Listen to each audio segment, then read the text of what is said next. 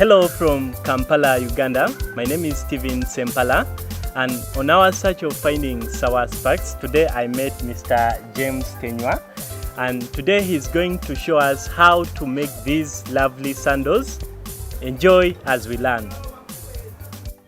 Amanya gange nze James Tenywa nga tuli wano mu kitundu ekiyitibwa Kigundu Zone L1 kisangibwa Makerere Kavule. Ekibiina kyaffe kiyitibwa Springs of Goodwill Community Development Group ndi Southward Spark. Ekibiina kyaffe kirina activities eziwerako, naye nga zonna omulamu omukulu gwe tusinga okutunuulira engeri gye tuyinza okukwatira wamu. Kati bwe tutunuulira ekyo ne tugamba naye abantu bayinza kukola ki nga bali mu kitundu kyabwe nga bakolera waabwe nebisobola okubayimirizaawo. Ekyo kiruubirirwa ekikulu. Tulina engatto eza flats twazizuula nga nnyangu. Teri kintu kindeetera ssanyu mu mutima gwange nga kulaba ng'omuntu avudde ku ddaala erimu neeyongerako ku ddaala erisingawo obulungi. Ekyo kireeta essanyu lingi mu mutima gwange. Liri muli oluusi terirabika kubanga sirindooza muntu oba wakuseka nnyo, naye essanyu lyange liba muli. Southward engeri gy'ekolamu emirimu gyayo egenda kuyamba nnyo abantu mu ggwanga lyaffe Uganda. Nze Kasozi Sabbiiti kwegamba maama wange yawulira ku kibiina ekimu ekitegekeddwa Mwami Tenywa nga kirina ideas ezizimba abantu, era nebaza maama wange obutansuwisa mukisa guno wamu ne Mwami Tenywa nkola engatto eno nenjitunda nenjifunako sente ezisobola okundiisa. Tugenda balaga engeri gye tukolamu sando yaffe okuviira ddala ku ntandikwa. Materials twetaaga tugula omusipi guno ebika bingi okugeza cotton tubijja mu kibuga yinza okutuukako linaganze ngutunda 1,000. Twetaaga wuzi wamu n'empiso. Kana akapiira nako tukasuubula mu kibuga buli mita ya nusu 1,000. Twayogedde kawuzi kaffe kano. Obuwuzi buno bwa bika bingi.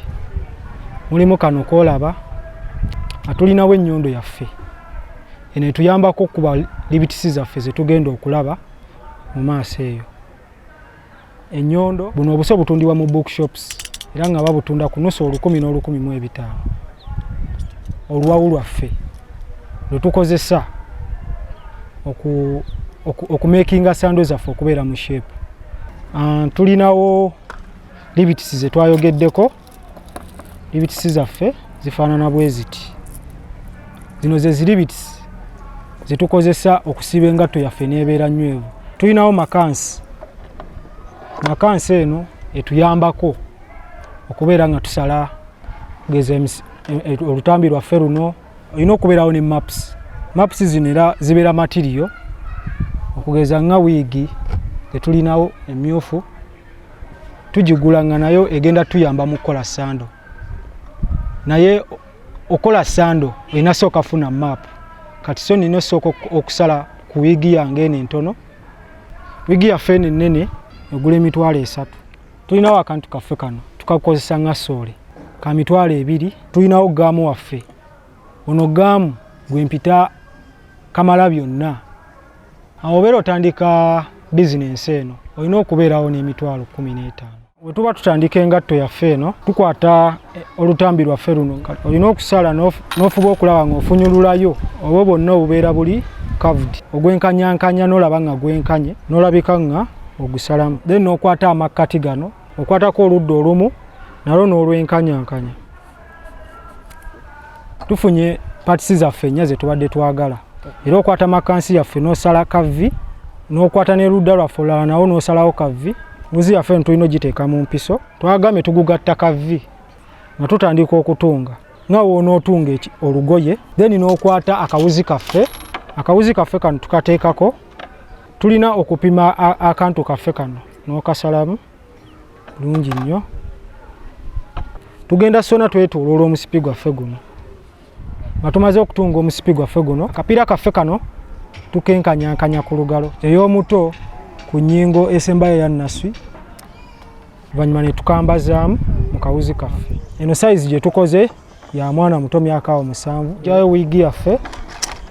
Obeera otandise okukuba tekola ki temuvinga okyusa bukyusa okubeera nga ofuna ki peya egenda okukola ki okubeera ey'okubiri.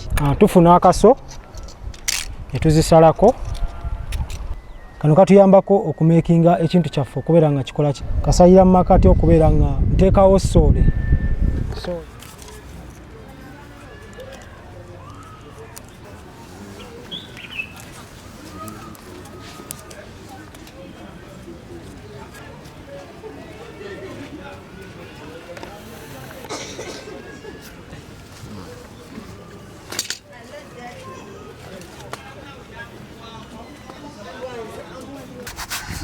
Tubeera tugishepinga.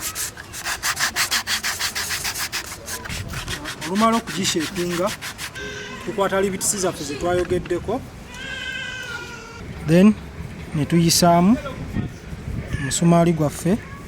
Bwe mmala ekyo ne nkwata looka yaffe ne ngiyisaamu ne ngiribitinga.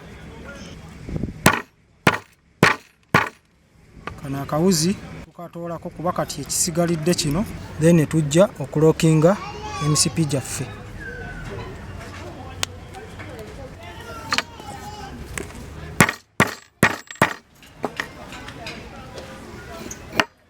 Tubeera tugenda kusiigako gaamu, naye nako tusooka ne tuwawulako katono nnyo.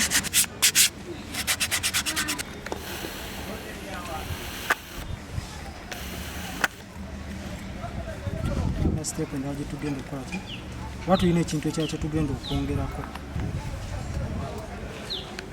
Tumaliriza okusiiga obulungi tubyanikako mu kasana. Gaamu waffe akaze bulungi, kiddiridde kubeera kugatta. Tubeera tulina okukomolako akabeera kayiseemu, tukawawulako nako wansi ne twanika. N'engatto yaffe emaze okukala, teekako soole yaffe esembayo. Tubeera nga tukoona soole yaffe eno nga tugiteeka mu bisambi byaffe nga tutandika okusala. Ono finishing yaba asembayo. Sando yaffe eba ewedde, ebeera erinze eggulibwa.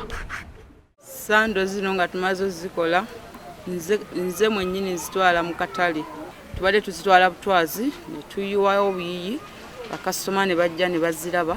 Tubadde tukyabitunda mu butale, n'ezimu zennyini bazisanga wano owaffe wennyini we tuzikolera. Peya y'engatte emu tugitunda wakati w'N1.2. Kati mu mwezi nyinza okutundamu peya nga 5. Kati ku buli ngato yennyini nyinza ogifunamu nga kisingi 8. Omwezi bw'obanga otunze nga bikutambulidde bulungi oyinza okufunamu amagoba ga mitwalo nga 3.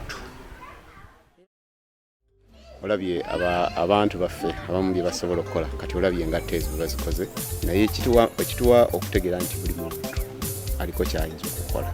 Wadde nga omwana asoma university adde waka abeereko akantu kasobola okukola, gamba nekituyamba okubeera nti tujja kgenda mu nkulakulana. Nzikiriza nnyo nti abantu bonna basobolera ddala okulakulana.